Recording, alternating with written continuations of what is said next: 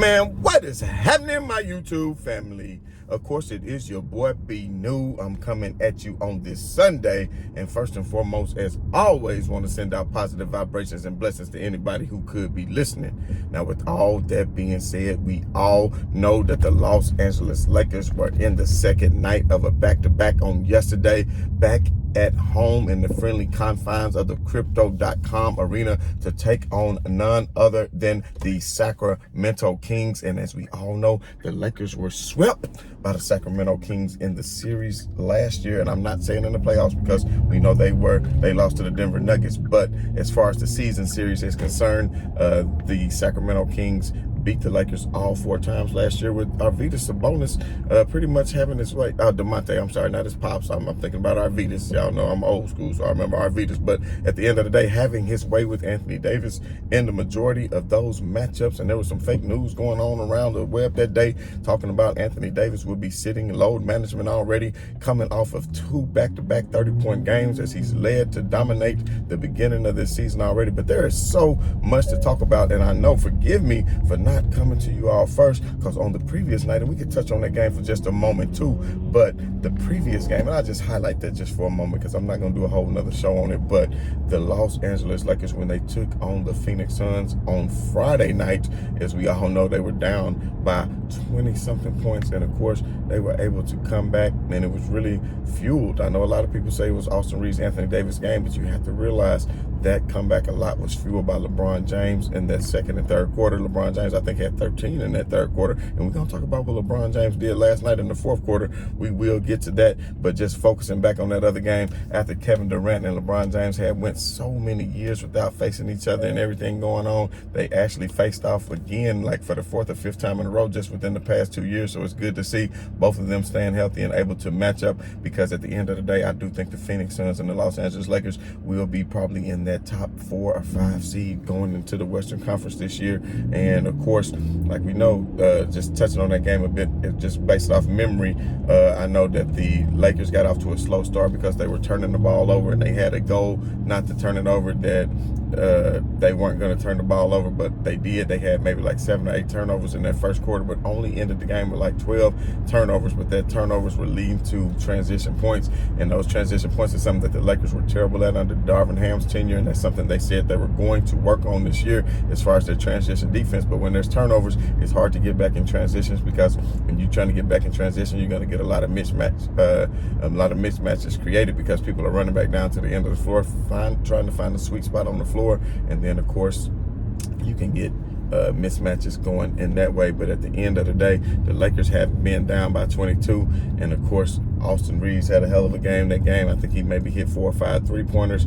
The Lakers are looking good this early young season, and I mean, to be 3-0, that is for the first time in a long time. I think 2-0, just already winning opening night, was the first time since Phil Jackson and Kobe in the 2010 season, when they tried to go for that 3-peat, but ended up getting put out by the OKC Thunder. But that is a topic for another day. But anyway, going back to that previous game of the Phoenix Suns and of course the Los Angeles Lakers, the Lakers end up taking a pretty good lead on the Suns, and they were able to coast, I would say, more towards the end of the game, just because they played phenomenal defense. And what I'm thinking about the Lakers right now is the way that Anthony Davis, just being the anchor on that defense, they're a whole nother team without him. He is so important as far as being the defensive anchor, because Anthony Davis, he can, even on switches, Anthony Davis, when he gets switched, he can guard the perimeter.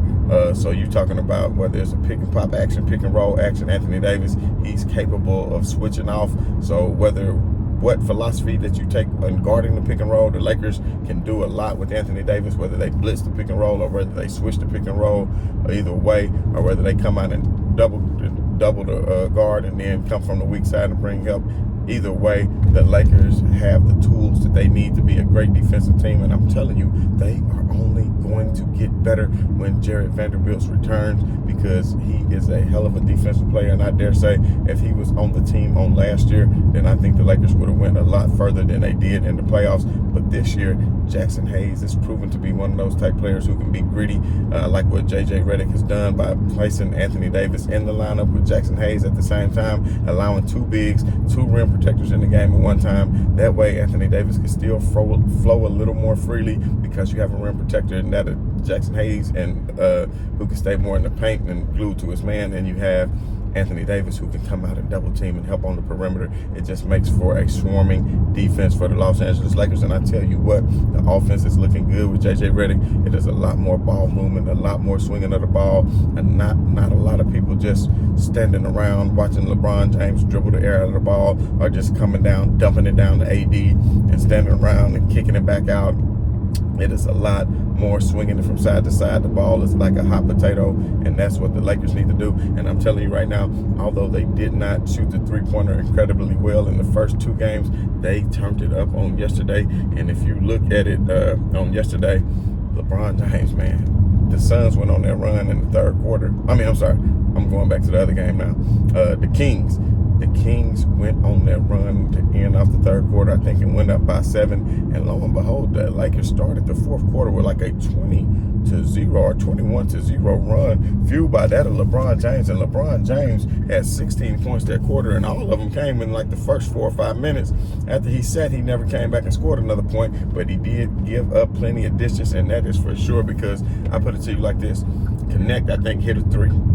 Once Connect hit a 3, LeBron came back and hit a 3. Then LeBron came back and hit like an 18, 19-foot shot. Then after that, LeBron hit another 3. And then after that, LeBron got the and one. And then after that, and all these other times, he was getting defensive rebounds in between these possessions, securing these extra possessions for the Los Angeles Lakers. And then he got the reverse up and under for another point. For you know it, you looked up, LeBron had 16 points in like 4 or 5 minutes. The crowd erupted, and that just basically what coasted the Lakers home, putting them up by like 13 or 14. Although DeMar DeRozan did get hot, and we know he's typically not known for his 3-point shooting prowess, more of a mid-range shooter, but he stepped him back. One of them, his foot was on the line, which really would have made it close to a tie game at one point. But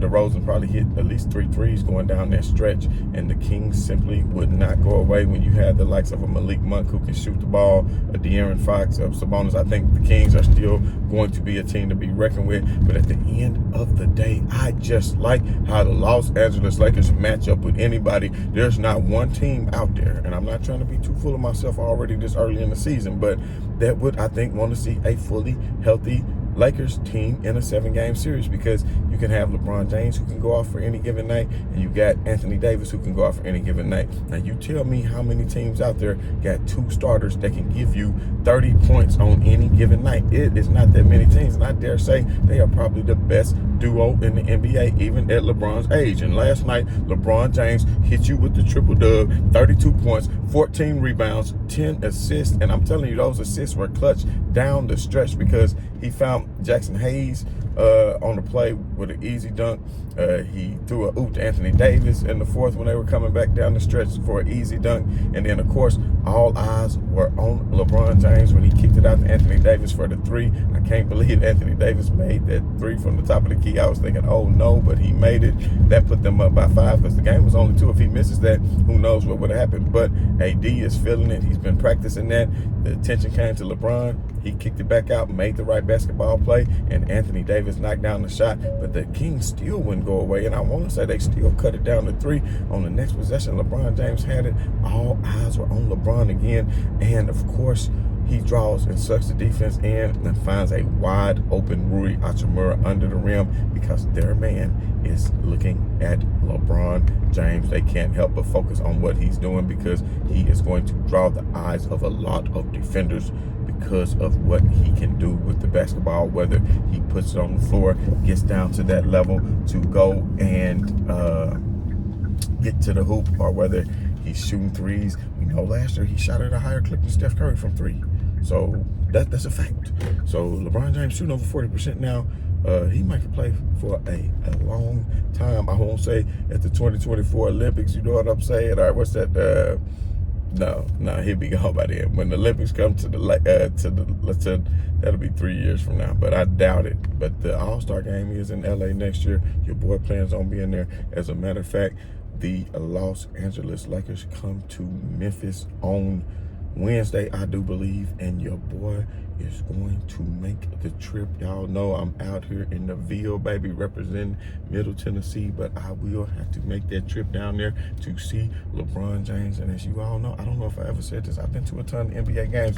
I've not seen LeBron James play in person, so I'm quite excited to do that. I plan on having a hell of a time down in Memphis, Tennessee, to see LeBron James take on the Memphis Grizzlies. And as you all know, I do got love for the Memphis Grizzlies. If you've been following and subscribing to this channel for a while, then you know how I feel about the Beale Street Blue, but that's a conversation for another day as well. But at the end of the day, oh, speaking of which, if you haven't done so already, you see that little subscribe button right there.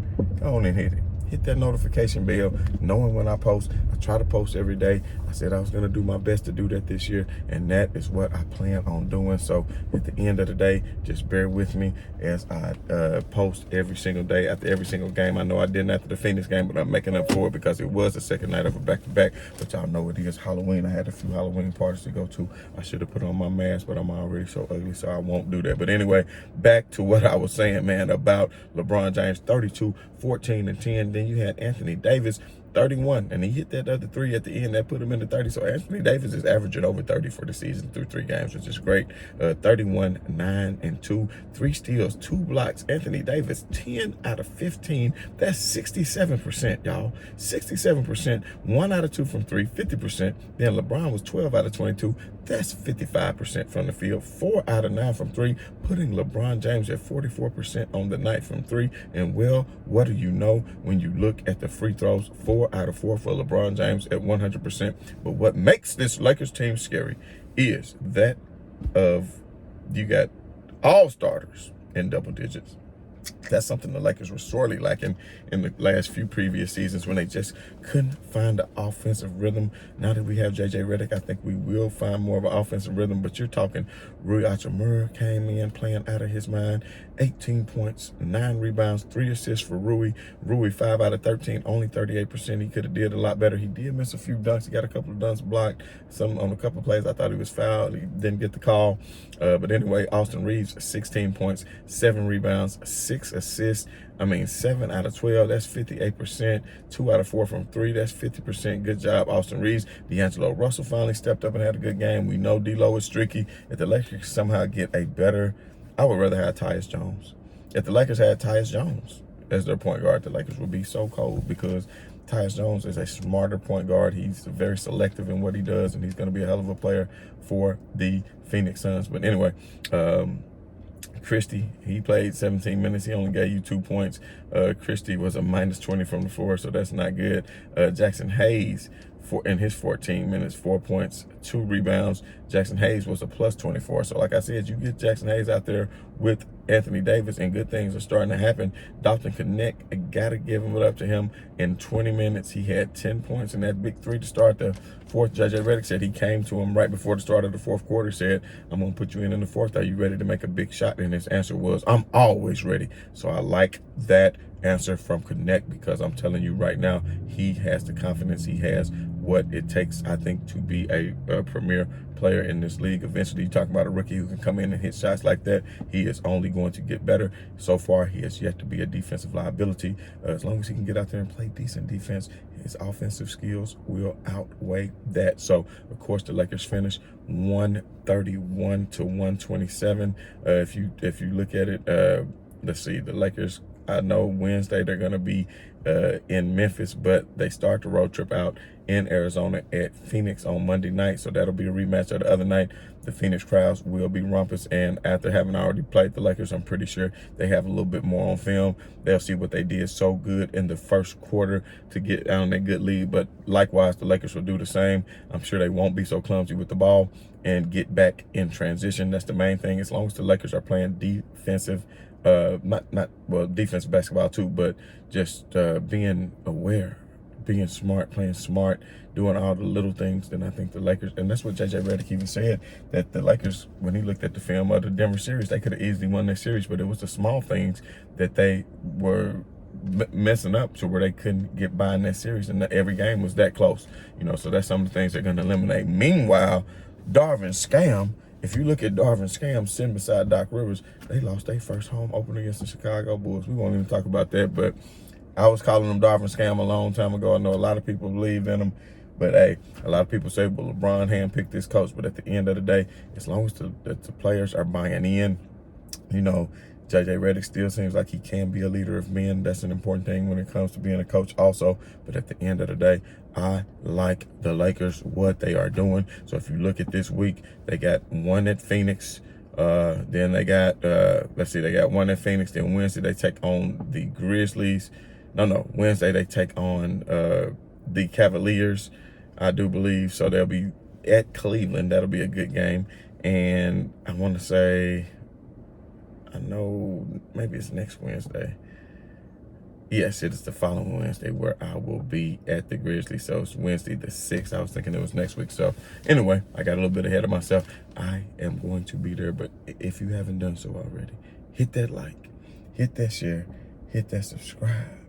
And as always, this has been your boy, Be New. I'm saying right on to the real, and much love to these haters. I'm out.